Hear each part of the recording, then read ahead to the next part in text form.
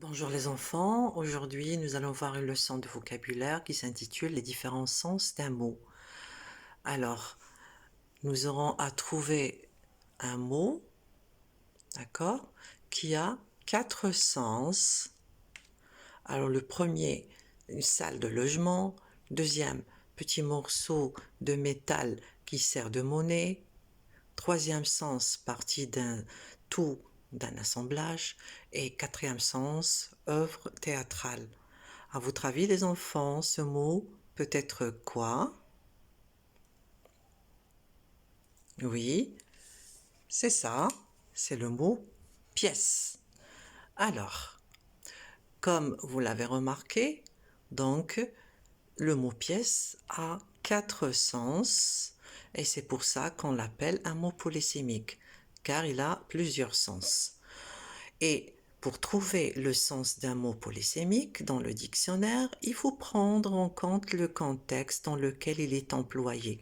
On ne peut pas expliquer un mot et donner son sens sans comprendre le sens global de la phrase ou bien du texte dans lequel il est utilisé.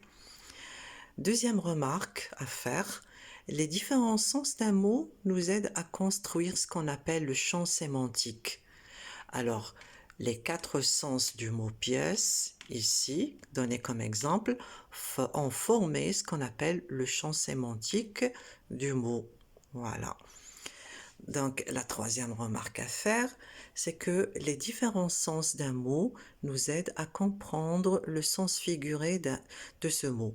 À partir du sens premier, ou bien ce qu'on appelle le sens propre d'un mot, d'autres sens se dégagent, comme l'exemple suivant. Alors, une terre fertile, c'est une terre où la végétation pousse bien, c'est le sens propre. Donc, une imagination fertile, c'est une imagination riche et inventive. Et là, on a le sens figuré. Donc ici, le mot fertile donc a 2 sens et c'est grâce donc à la polysémie qu'on a pu comprendre qu'il s'agit d'un sens premier et d'un sens figuré ou bien un sens second. Donc voilà, notre leçon est achevée. Je vais vous envoyer en PDF le je retiens recopié et des exercices à faire sur cahier bleu. Je vous dis au revoir et à la prochaine leçon, Inch'Allah.